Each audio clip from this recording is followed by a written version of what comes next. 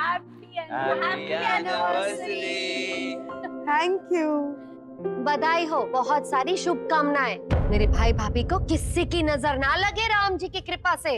अब राम जी की कृपा से तो आज बुआ बड़ी धमाल लग रही। ऐसी कोई खास बात नहीं है, ये तो मुस्कान का मैसेज आया था कि आपकी सबसे अच्छी पसंदीदा साड़ी पहनना, इसलिए पहन ली। आप कब से मुस्कान भाभी की बात मानने लगी? नहीं, ऐसा कुछ नहीं है, कोई बात मानी नहीं है। ये तो मुस्कान को ऐसा ना लगे कि बुआ के पास अच्छी सी साड़ी नहीं है, इसीलिए पहन ली। बिल्कुल करेक्ट बोला बुआ आपने। मैं भी तो इसीलिए रेडी हूँ क्योंकि आज माँ और डैडू की एनिवर्सरी है, ना कि मुस्कान के मैसेज की वजह से। लवली दी, आपको भी मैसेज आया था? अरे भाई, किसी एक को मैसेज नहीं आया, पूरे परिवार को मैसेज आया है। अरे उसने मैसेज में ये भी कहा है कि हम लोग जहाँ पे जाने वाले हैं, बाकी आन बान शान कुछ और ही है। पता नहीं क्या होगा ऐसा। सबसे अलग तो मेरी मुस्कान भाभी। अरे भाभी का ही मैसेज है। यहाँ क्या खड़े हैं आप सब? जल्दी से डाइनिंग टेबल पर पहुँचिए, आप सबके लिए गर्मा गर्म नाश्ता रेडी है। एक मिनट, उससे पता है हम सब क्या कर रहे हैं, कहाँ है, मतलब एकदम नजर रखे हुए हैं हम पर। लेकिन खुद मुस्कान कहाँ पर है? पता नहीं लवली दी, लेकिन एक बात तो पक्की है, भाभी जहाँ कहीं भी है ना, वो आज की पार्टी की अरेंजमेंट्स में ही लगी हुई है। पर मुझे कोई बताएगा आगे का कार्यक्रम है क्या? मैसेज आया, मुस्कान का ही है। बुआ, आगे का कार्यक्रम ऐसे पता चलेगा, ले कीजिए ना जल्दी मैसेज। हाँ, करना। आगे का प्रोग्राम मैं जल्द ही आपको बता दूंगी, लेकिन पहले आप सब नाश्ता तो कर लीजिए, ठंडा हो रहा होगा बेचारा। हाँ, चलो चलो चलो, नाश्ता कर लेते हैं जल्दी से, चलो चलो।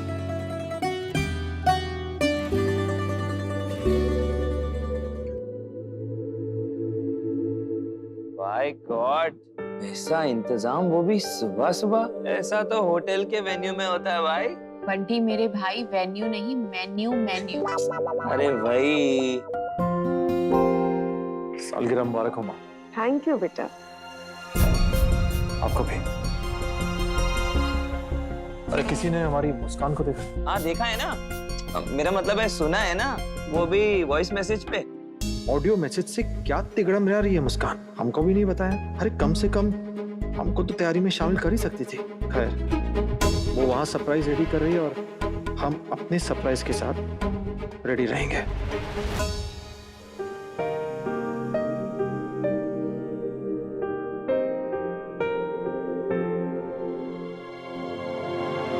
हनुमान फोन क्यों नहीं उठा रहा है?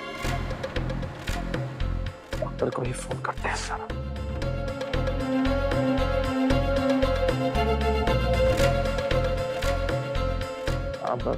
डॉक्टर साहब जी, ये हनुमंत कहाँ? चल कब से फोन करे, फोन ही नहीं उठा रहा है। हनुमंत नीचे मेडिसिन लाने के लिए गया और अपना फोन भी यहाँ पर भूल गया। जैसे ही आता है तो मैं बात करा देता हूँ। ठीक है। अच्छा एक बात बताइए, आरती आंटी कैसी, ठीक है? इसीलिए तो मैं आपको खुद ही फोन करने वाला था। एक बहुत ही अच्छी खबर है, किसी झटके के कारण आरती जी की याददाश्त वापस आ गई है और अभी आप उन्हें जल्द से जल्द घर ले जा सकते हैं। Thank you. ओके। साला क्या टाइमिंग है।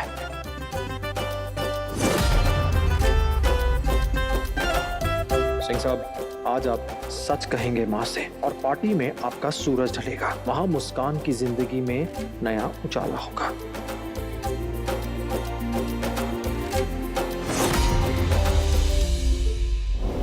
अरे नाश्ता भी कर लिया, अब चाय भी पी ली, सच सवर के भी बैठे हैं सब। भाई ये इंतजार हमसे बर्दाश्त नहीं होता। मैडम कोई आया है? हाँ भेजो अंदर। आ जाइए।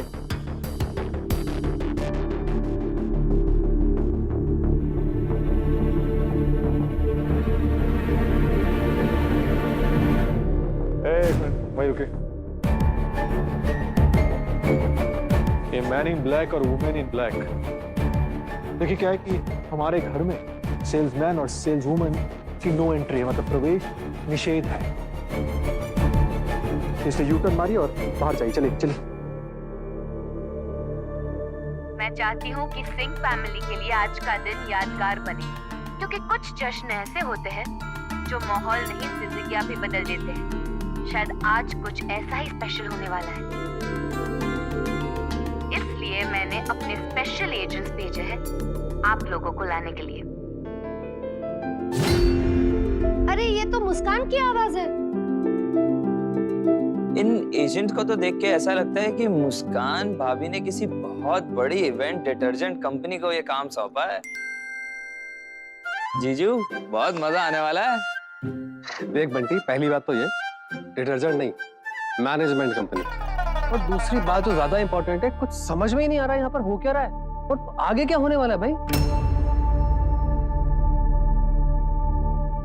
अब आगे क्या होगा, कैसे होगा, इसकी जानकारी आपको मेरे दोनों स्पेशल एजेंट्स देंगे।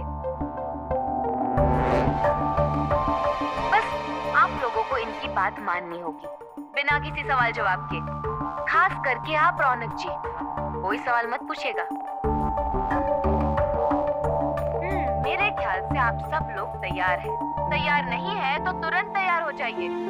और लेडीज, व्हाइट सूट वाली लेडी को फॉलो कीजिए और जेंट्स काले सूट वाले लड़के को। अब सोच क्या रहे हैं, जल्दी कीजिए।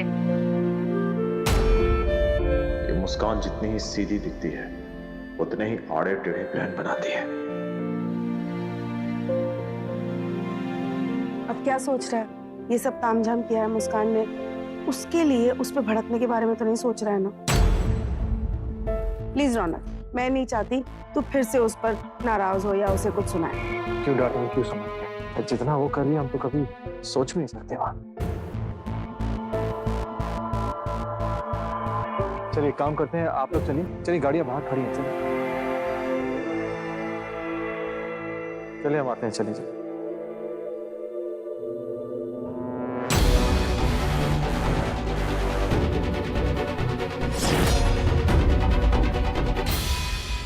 आप हमारे साथ आइए।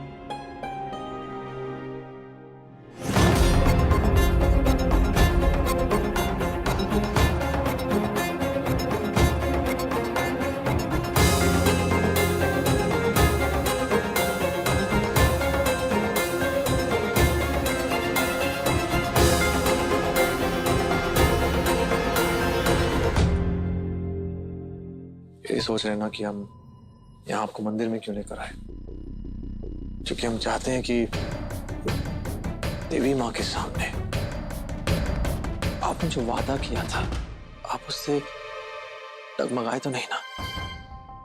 आज भी इरादा पक्का है ना? सब कुछ कहने का माँ से।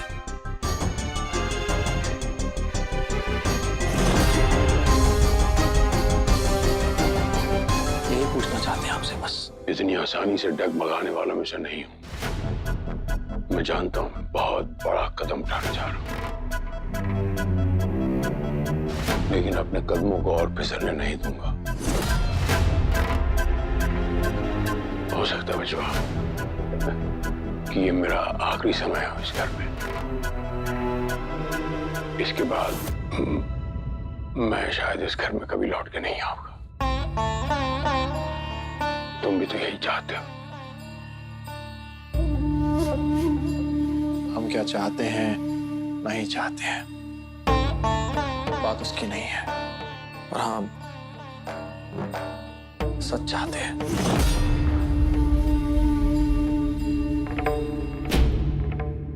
हम कौन होते हैं सजा देने वाले आपको? चला हमारी औकात ही क्या है? हमारा कोई हक नहीं है। अगर वो कोई है तो वो एक ही इंसान है, हमारी माँ गायत्री देवी।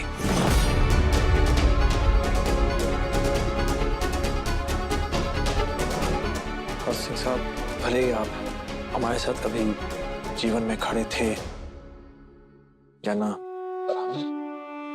आपका रौनक हुआ, आपका बेटा, हम आपके साथ खड़े रहेंगे।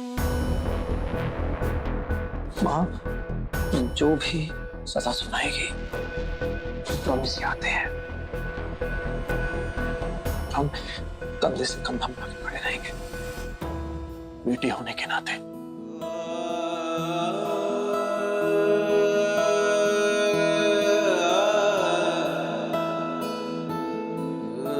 और एक और बात,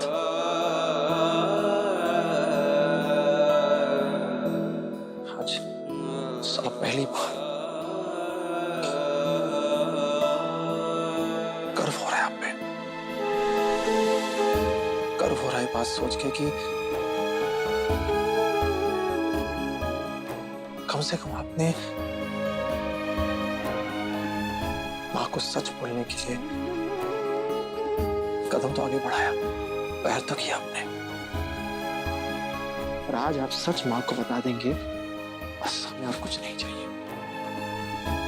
आपने बहुत पाप किए, सला लिस्ट बहुत लंबी है, आप भी जानते हैं, आप भी जानते हैं। लेकिन जरूरी ये है कि सच के पथ पर चलने की शुरुआत की आपने। वो शुरुआत आज से होगी, इस बात की खुशी है। बाकी मत सोचिए आप कुछ, हम है ना, अंत तक हम आपका साथ देंगे, चाहे कुछ भी हो जाए। माँ कोई भी सजा सुनाए, जितनी भी तकलीफ हो बेचारी को, हमारी माँ को, और गुस्से में कुछ भी कहते हैं उसे, हम साथ खड़े रहेंगे आपके। आपके इन कदमों की हिम्मत को हम टूटने नहीं देंगे।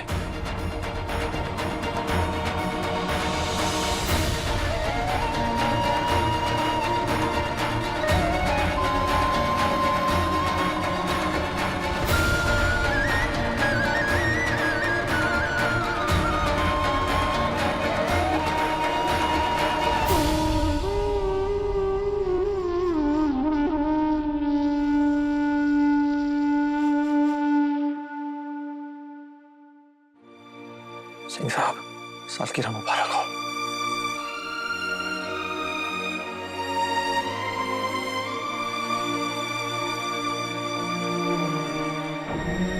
चलिए।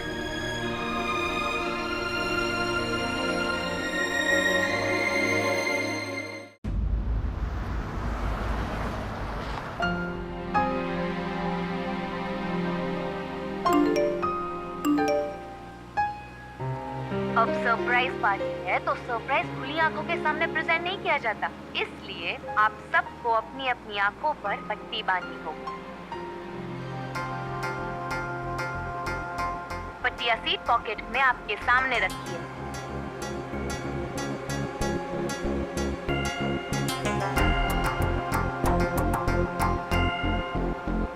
प्लीज कोई ना मत बोलना, खास करके रौनक जी आप, वरना पार्टी की थीम बिगड़ जाएगी और सरप्राइज खराब हो जाएगा। वैसे भी अब कुछ ही मिनटों का फासला बचा है।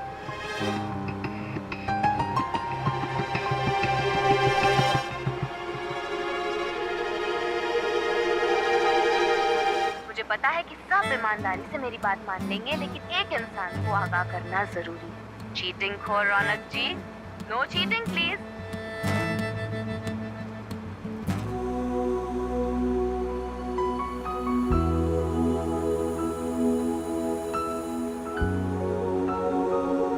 देवी माँ, हमारी माँ ना आपको बहुत मानती है। हमें नहीं पता हम कितना मानते हैं, लेकिन माँ की श्रद्धा का ही लिहाज रखते हुए प्लीज उन्हें हिम्मत दीजिए माँ, क्योंकि मुस्कान का सरप्राइज माँ को जितनी खुशी देगा, शायद उससे भी कई ज्यादा दुख सिंह साहब का सच देगा। प्लीज देवी माँ, हमारी माँ को संभाल लीजिएगा प्लीज।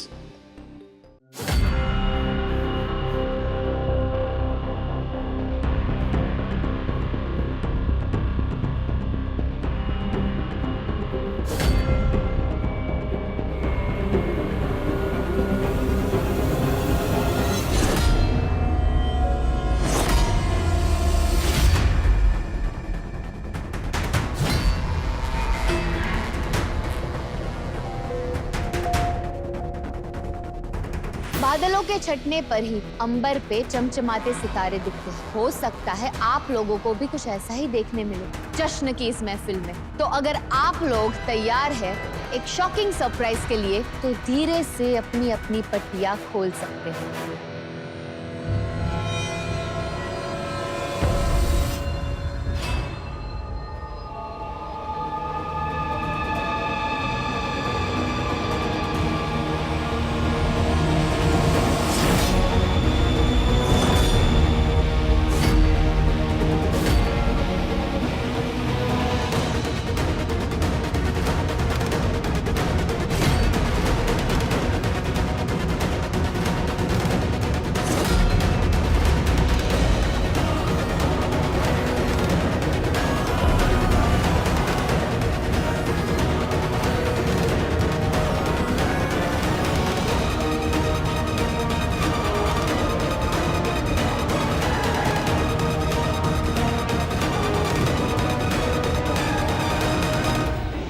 सी जगह है?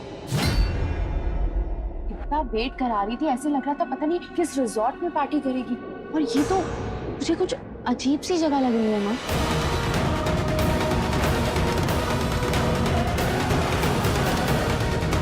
ये तो वही बात हो गई, खुदा पहाड़ निकली चुहिया, सोचा महल निकली कुतिया।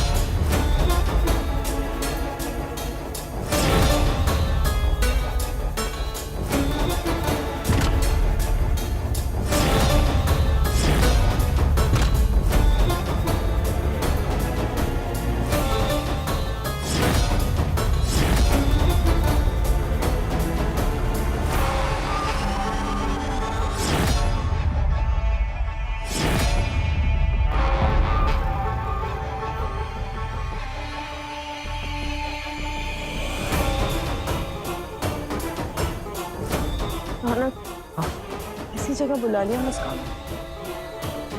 माँ, कहीं भाभी ने थीम पार्टी के तौर पर तो नहीं बुलाया है, इसीलिए उसके तौर पर हमें ऐसी जगह बुलाया है। जैसे टाउन मार्केट लोग हैं वैसे टाउन मार्केट ये थीम पार्टी है, थर्ड क्लास।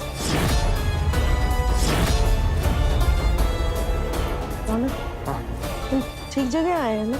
पीछे देखना, लोग कुछ ठीक नहीं लग रहे हैं मुझे। हमें भी अच्छी नहीं लगती। एक काम करते हैं, चलो चलो आप लोग सब चलो चलो।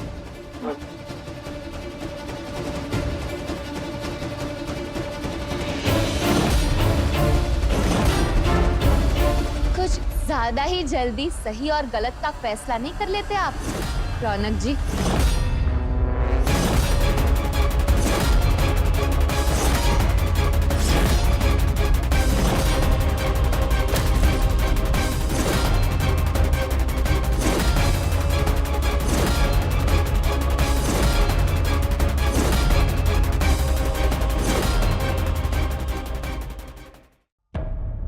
मुस्कान की आवाज लग रही है और वहां से आ रही है आवाज।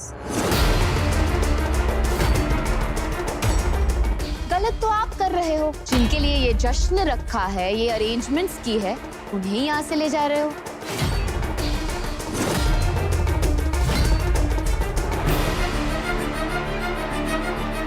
मुस्कान, तुम ऐसे पर्दे के पीछे क्यों छुपी हो? सामने आओ मुस्कान। चलो मैं ही आ जाती।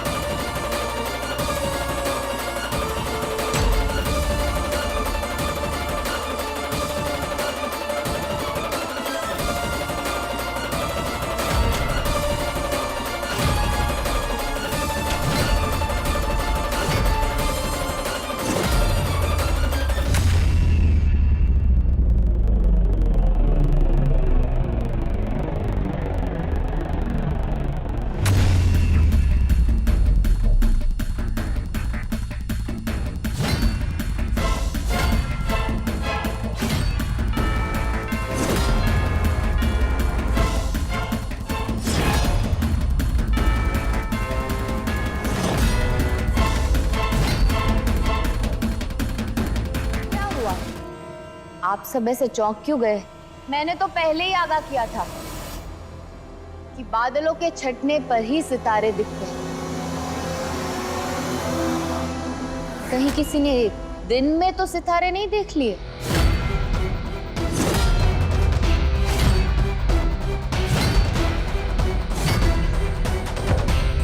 मुस्कान, क्या बोल रही हो तुम बेटा?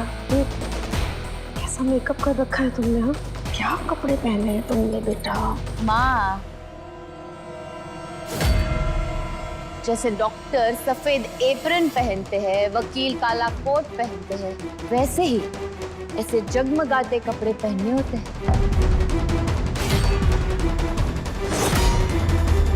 हम नाचने वालियों को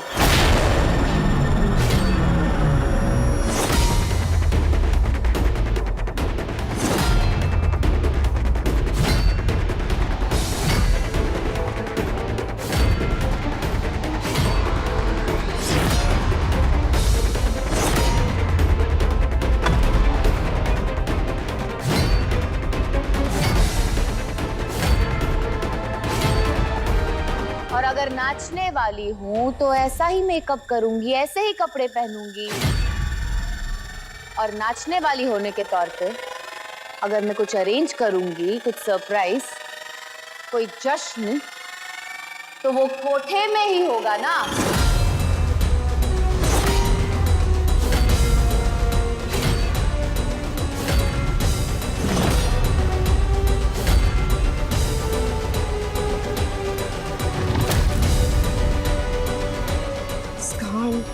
क्या बोल रही हो बेटा?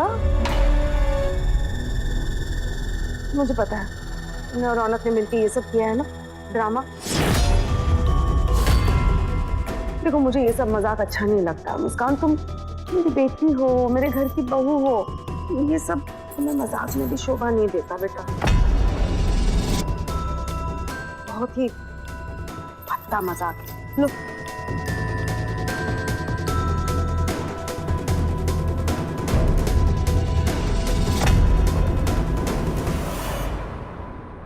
चलो घर चलो बाबा।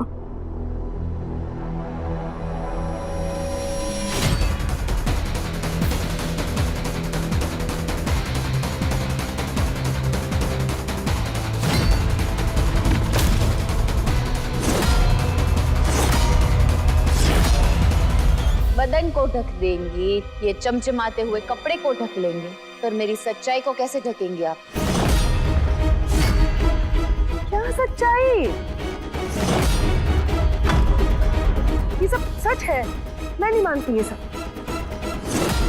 तुम और रौनक मिलके ना ये जो थीम पार्टी होती करते हो ना, ये बहुत गलत है, बिल्कुल बहुत ही बेहुदा है, मुझे नहीं अच्छा लगा। मुस्कान चलो घर चलो, बस हो गया। बस कीजिए गायत्री देवी।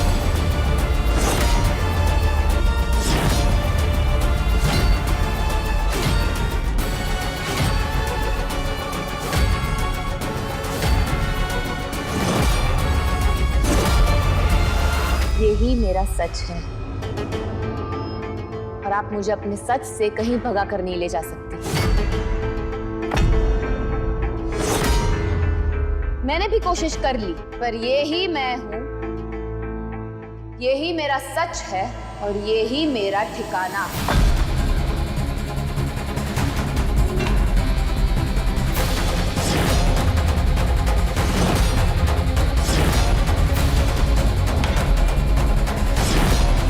बिल्कुल सही कह रही है हमारी मुस्कान।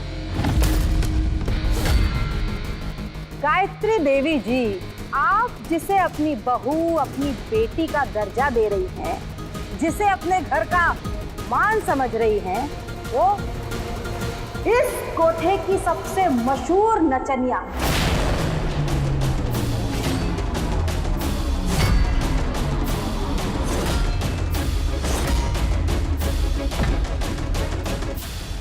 जाने मुस्कान, मुस्कान जान।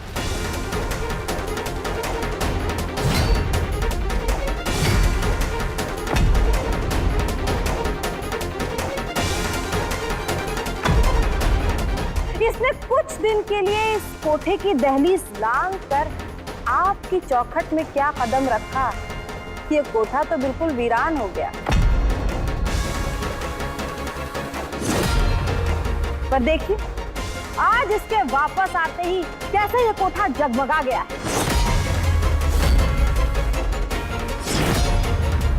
आप भी इस जगमगाहट और इस महफिल का भरपूर मजा लीजिए।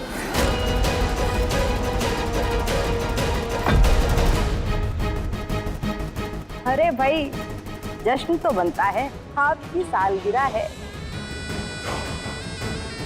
तो आपकी सालगिरह के इस खूबसूरत मौके पर हमारी तरफ से ये छोटा सा नजराना कबूल करिए। आइए।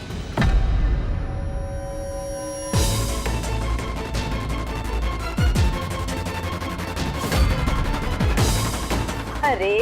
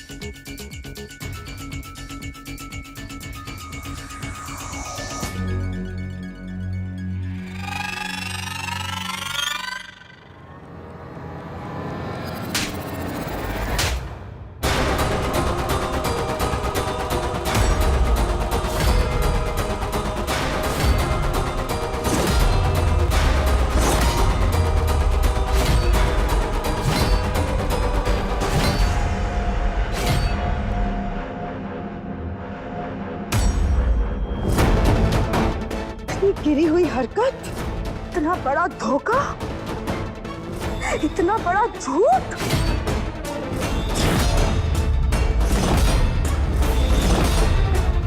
जिसे लक्ष्मी समझकर अपने घर में स्वागत किया था, अन्नपूर्णा समझकर अपने रसोई तक ले गई, पवित्र देवी मानकर अपने घर मंदिर में जगह दी, वो तो अपवित्र निकली।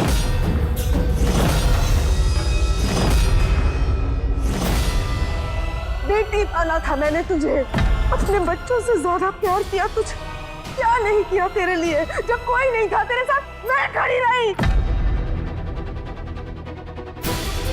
उसके बदले तूने मुझे ये दिया। इतना बड़ा धोखा, इतना बड़ा विश्वासघात।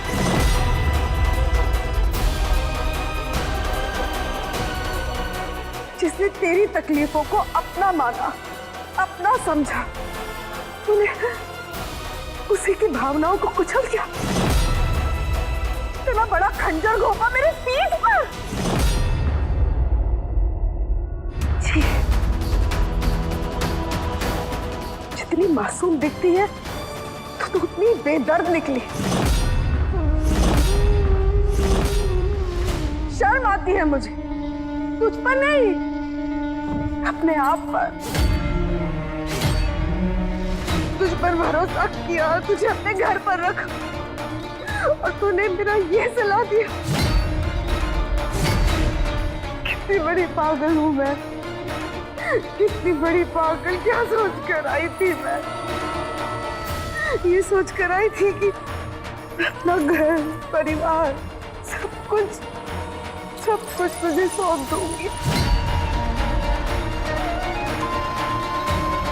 लेकिन क्या पता था, जिन पैरों में घुंघरू बनते हैं, उनके हाथों में घर परिवार की चाबी शोभा नहीं देती। जो घर उजाड़ती है वो घर नहीं संभाल सकती।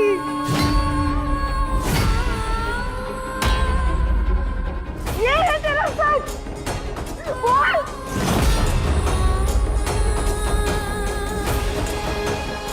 बोलना।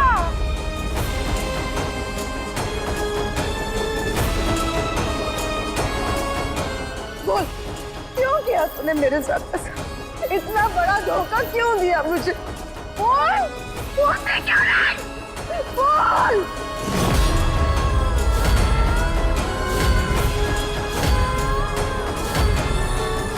बोल। बोल।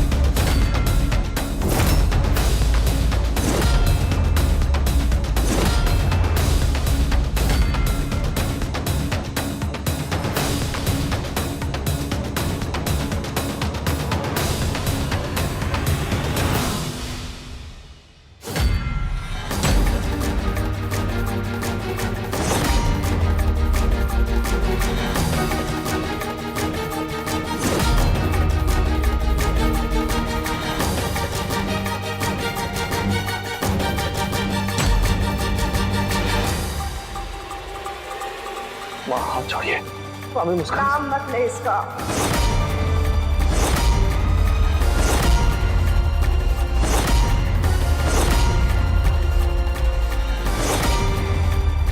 पर मुस्कान जब मैंने क्या कहा रौनक, सुना नहीं? अपनी जुबान गंदी मत कर। मैं नहीं चाहती मेरे परिवार से कोई भी इसका नाम ले।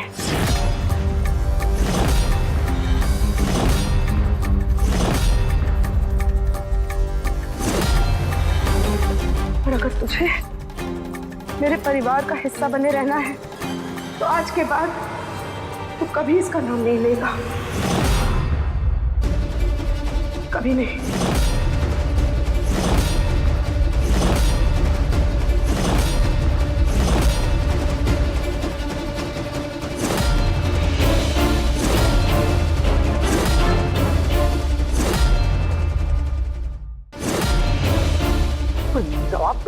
जवाब क्या बचा है? सवाल पूछना या जवाब मांगने के बारे में क्या बचा है अब? इसका ढोंग, अपनेपन का नाटक, धोखेबाजी का रिश्ता, अब और क्या पूछना है? सब कुछ तो सामने है। रौनक, भूल जा कि तेरा कभी इस लड़की के साथ कोई रिश्ता या नाता था। भूल जा।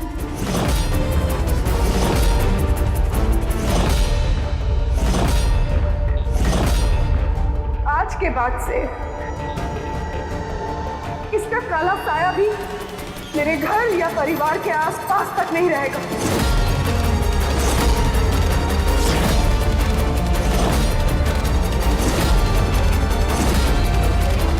मैं होने नहीं दूंगी, नहीं।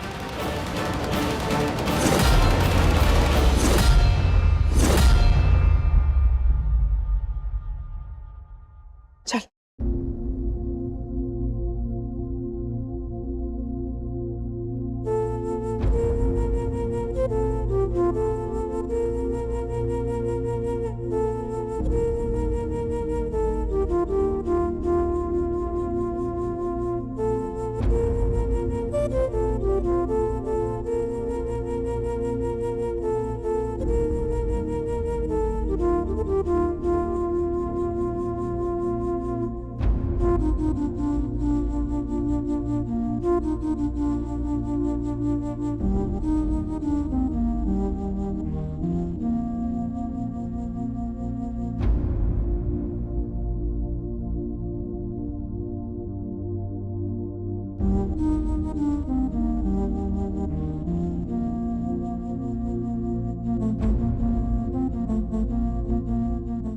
आज के बाद से इसका काला साया भी मेरे घर या परिवार के आसपास तक नहीं रहेगा।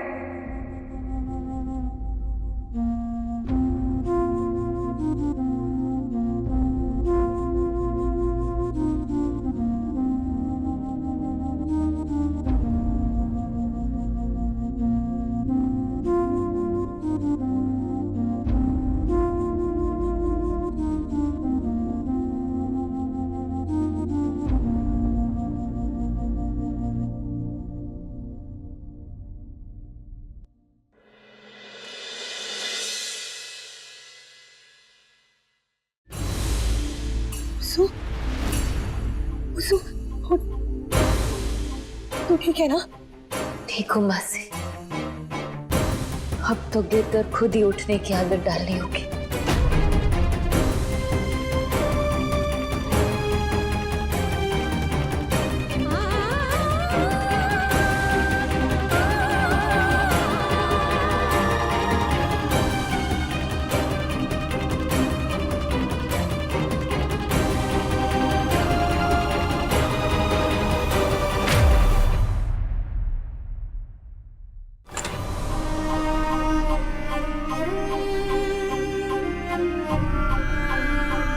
रौनक,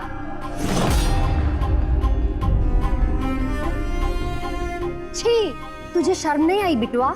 जिस घर में पवित्रता की गायत्री देवी रहती है वहां तू ये अपवित्र नचनिया को लेके आया।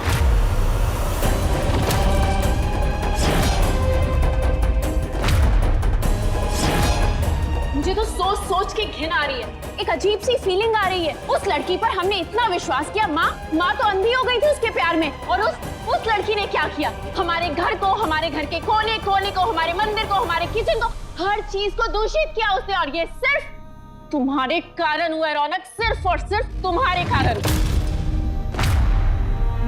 अब चुप क्यों है रौनक? बोलता क्यों नहीं? मुझे पक्का पता है कि तू सब जानता था। तू जवानी के जोश में उसके रूप रंग में फिसल गया होगा। अरे बोलिए ना साले साहब, हाँ चुप क्यों हैं अब? हम सब सच जानना चाहते हैं। क्यों रखा आपने हम सबको धोखे में? आपने इस घर की आन बान शान को उस 2 कौड़ी की लड़की के लिए दांव पे लगा दिया। अब बोलता क्यों नहीं? बोल। बस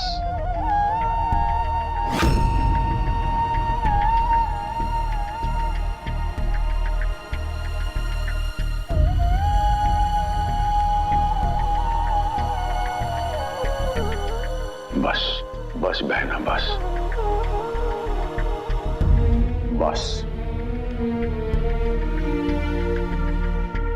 मौका मिला नहीं और धावा बोल दिया। तीरथ, तू इसकी शय पे पर्दा डाल के बहुत गलत कर रहा है तू।